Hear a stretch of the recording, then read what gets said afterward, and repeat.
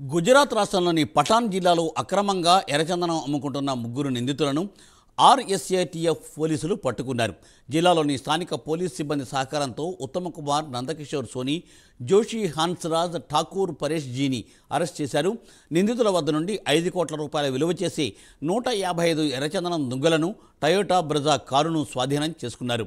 Transit warrant కోసం నిందితులను ఆర్ఎస్ఏఎస్టీఎఫ్ పోలీసులు న్యాయస్థానం ముందు హాజరుపడుతున్నారు. వారెంట్ పొందిన తర్వాత స్వాధీనం చేసుకున్న సామాగ్రి అలాగే నిందితులను తిరుపతికి తరలించి తదుపరి విచారణను చేపట్టనున్నారు.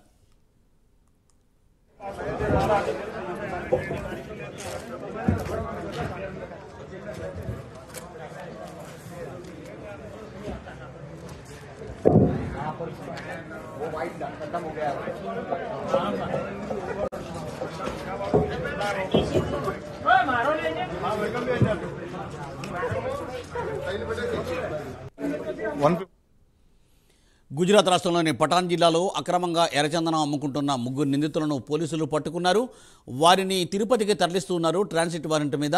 అలాగే తర్వాత దర్యాప్తు చేపట్టున్నారు. దీనిపై మరింత సమాచారాన్ని హరిబాబు తిరుపతి నుంచి అందిస్తారు. హరిబాబు. థ్యాంక్ యూ మూర్తి. ఏదైతే అన్నమయ్య జిల్లా చెందినటువంటి రామ్ ప్రసాద్ రాజు అలాగే రవిశంకర్ అనే ఇద్దరు స్మగ్లర్లు ఇటీవల కాలంలో దాదాపు 10 టన్నులకు పైగా ఎర్రచందనాన్ని గుజరాత్ రాష్ట్రానికి తరలించారని చెప్పిన పోలీసులకి విశ్వసనీయ సమాచారం అందింది. దీంతో ఆ రంగంలోకి దిగినటువంటి టాస్క్ ఫోర్స్ పోలీసులు ఆ ఇద్దరి స్మగ్లర్లను అదుపులోకి తీసుకొని విచారించారు. వాళ్ళు ఇచ్చిన సమాచారం మేరకు గుజరాత్ రాష్ట్రంలోని పఠాన్ జిల్లాకి వెళ్ళడం జరిగింది. అక్కడ ఏదైతే నిందితులు ఉన్నారో సోనీ కానీ లేదంటే వీళ్ళందరినీ అక్కడ స్థానిక పోలీసుల సహకారంతో అక్కడున్న గోదాముల్లోనూ తనిఖీలు నిర్వహించడం జరిగింది. ఆ తనిఖీలలో దాదాపు 10 టన్నులు ఉండాల్సిన ఎర్రచందనం 5 టన్నులు ఉందని చెప్పి ఆ మిగిలింది ఎక్కడికి వెళ్ళింది అన్నదానికి ఆ సమాచారం లేకపోవడంతో పోలీసులు ఇప్పటి వరకు అక్కడ ఉన్నటువంటి ఎర్రచందనాన్ని స్వాధీనం చేసుకున్నారు. అలాగే 4 వ్యక్తులను కూడా పోలీసులు స్వాధీనం చేసుకుని తిరుపతికి తరలించేందుకు ప్రయత్నం చేస్తున్నారు. ఈ మేరకు గుజరాత్ పోలీసుల సహకారంతో అక్కడ ట్రాన్సిట్ వారెంట్ తీసుకొని నిందితులు ఎవరైతే ఉన్నారో ఆ నిందితులతో పాటు బ్రెజా కారుని కూడా తీసుకొని తిరుపతికి వస్తున్నారు.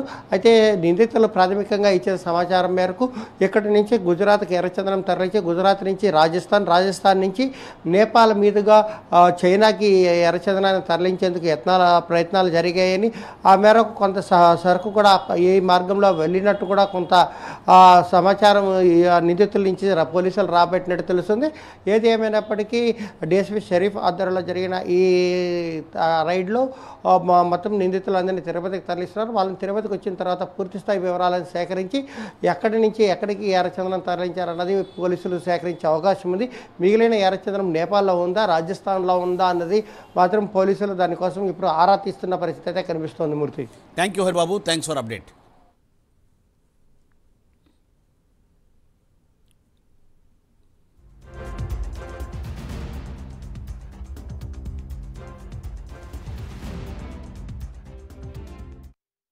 $155 నా ఇది ఎంసీఎస్ చేసుకోండి.